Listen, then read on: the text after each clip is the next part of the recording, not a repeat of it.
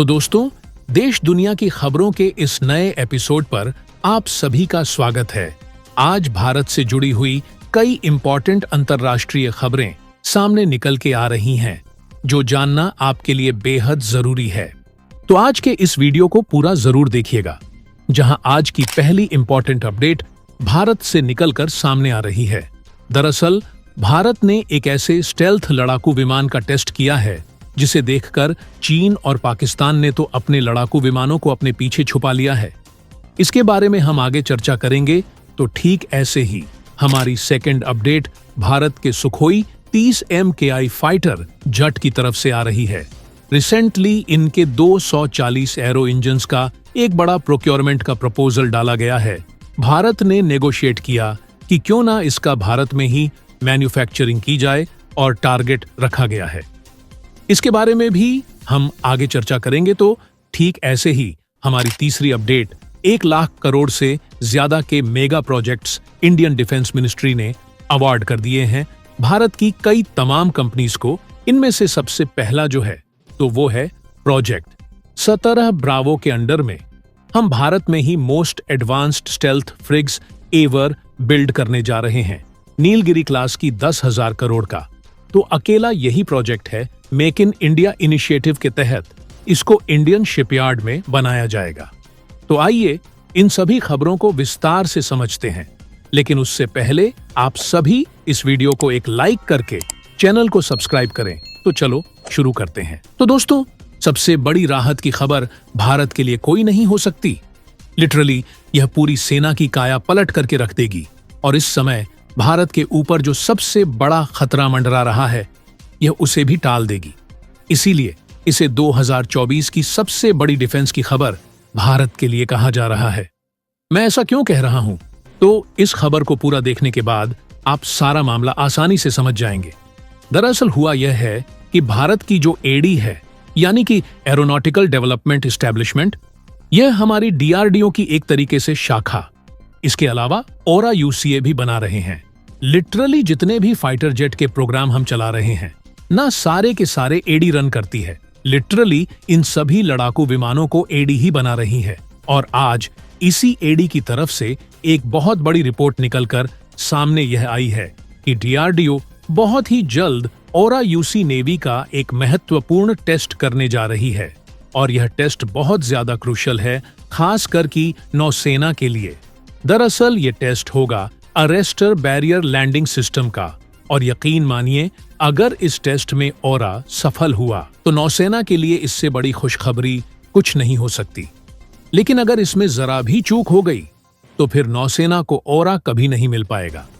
इससे आप समझिए कि अरेस्टर बैरियर लैंडिंग सिस्टम कितनी ज्यादा क्रूशियल चीज है। लेकिन यह होता क्या है? दरअसल आप स्क्रीन पर देखिए, होता कुछ खास नहीं है। बस इस प्रकार की एक रोप होती है, यानी कि एक प्रकार की रस्सी है। यह इसका काम है कि एयरक्राफ्ट कैरियर पर जब कोई लड़ाक विमान लैंड करता है या कोई ड्रोन लैंड करता है, उसे समुद्र में गिरने से बचाना।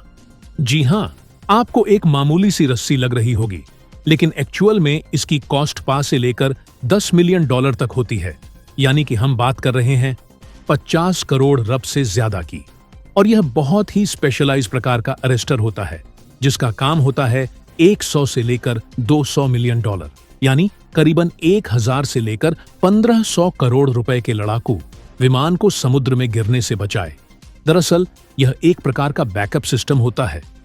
जब एक एयरक्राफ्ट कैरियर के डेक पर एक लड़ाकू विमान लैंड कर रहा होता है, उसी समय यह लड़ाकू विमान के निचले सिस्टम से अटैच हो जाती है।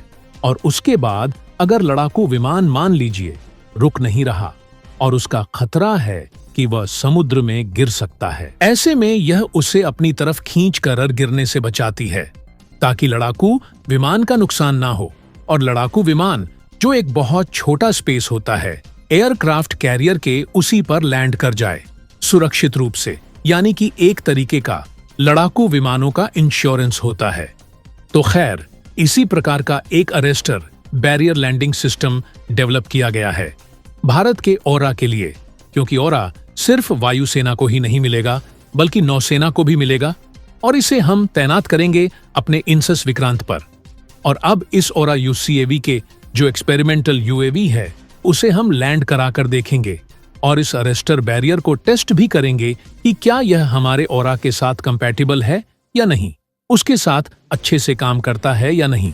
और ये टेस्ट अगर सफल हो जाता है तो यह बात आप निश्चित मानकर चलिए कि भारत के एयरक्राफ्ट कैरियर्स पर भी एक स्टेल्थ हथियार तैनात होगा। यह एक ऐतिहासिक चीज है क्योंकि अभी तक सिर्फ अमेरिका एकमात्र ऐसा देश है जिसके एयरक्राफ्ट कैरियर पर, यानी जिसकी नौसेना में स्टेल्थ हथियार, चाहे वह ड्रोन हो, लड़ाकू विमान हो, वह शामिल है। भारत दूसरा देश बन जाएगा। और आपको बता दूं, अरेस्टर बैरियर लैंडिंग की वजह से भारत को एक राहत की खबर भी मिली है। खबर यह कि अरेस्टर बैरियर टेस्टिंग तब होती है जब आप सारे सिस्टम को अच्छे से चेक कर लेते हैं। यह ऑलमोस्ट लास्ट चीज होती है जिसे आप टेस्ट करते हैं। इसीलिए यह बात आप मानकर चलिए कि इसका डेवलपमेंट लगभग पूरा हो चुका है और अब हमारी वायुसेना और नौसेना को जल्द ही एक स्टेल्थ ड्रोन मिल जाएगा। और यह राहत की खबर इसलिए है क्योंकि हमारे पड़ोसी देश चीन, पाकिस्तान दोनों देशों की वायुसेनाओं में स्टेल्थ हथियार आ रहे हैं, लेकिन हमारे पास कोई भी स्टेल्थ हथियार नहीं है। ऐसे में कम से कम हम इसकी मदद से काफी हद तक उन्हें टक्कर देने की कोशिश करेंगे, तब तक जब तक कि हमारे पास एक स्टेल्थ लड़ाकू विमान नहीं आ जाता। दूसरी सबसे बड़ी खुशखबरी ये है कि जब हम अपना खुद का पहला स्टेल्थ हथियार यानी कि ऑरा तैयार कर लेंगे, फिर इसके एक्सपीरियंस को इस्तेमाल करके हम बहुत ही जल्दी से एक एम का नाम का स्टेल्थ लड़ाकू विमान भी बना लेंगे। उसका जो डेवलपमेंट है वो भी तेज हो जाएगा। हमारी अगली खबर भारत के सुखोई 30 MKI फाइटर जेट की तरफ से आ रही है। रिसेंटली इनके 240 एरो इंजन्स का एक बड़ा प्रोक्योरमेंट का प्रपोजल डाला गया है। भारत ने नेगोशिएट किया कि क्यों ना इसका भारत में ही मैन्युफैक्चरिंग की जाए और टारगेट रखा गया है 54 पर इंडिजन कंटेंट का ही यूज किया जाएगा इन एरो इंजन्स को बनाने के लिए। एक तरफ तो अमेरिका के F404 इंजन की 80 पर टेक्नोलॉजी भारत को मिल रही है, तो वहीं दूसरी तरफ हालांकि इसमें टेक्नोलॉजी ट्रांसफर तो नहीं है, लेकिन एटलीस्ट 54 पर इंडिजनाइजेशन कंटेंट का टारगेट रखा गया है।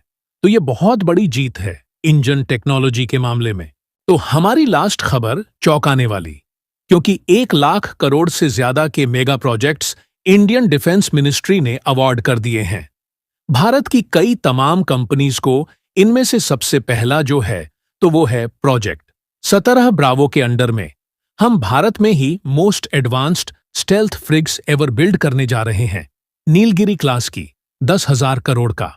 तो अकेला यही प्रोजेक्ट है मेक इन इंडिया इनिशिएटिव के तहत इसको इंडियन शिपयार्ड में बनाया जाएगा। तमाम सारी कंपनीज जैसे Mazagon, dock, shipyard, garden, reach, ship builders, engineering limited, Goa shipyard limited LT, इन सभी कंपनियों के बीच में कांटे की टक्कर होगी 70,000 के इस प्रोजेक्ट को विन करने के लिए। तो वहीं दूसरी तरफ रशियन ओरिजिन के T-72 टैंक्स को पूरी तरह से रिप्लेस कर दिया जा रहा है और अब भारत अपने ही देश में बनाए गए फ्यूचर रेडी कॉम्बैट व्हीकल से रिप्लेस करने जा रहा है। 100 नहीं, 200 नहीं, बल्कि 1700। यह सारे भारत में ही बनाए जाएंगे। 60 पर इंडिजनाइजेशन कंटेंट का टारगेट किया गया है। भारत फौज, एल&टी जैसी तमाम सारी बड़ी कंपनीज इस टेंडर को पाने के लिए जी तोड़ मेहनत लगा रही है।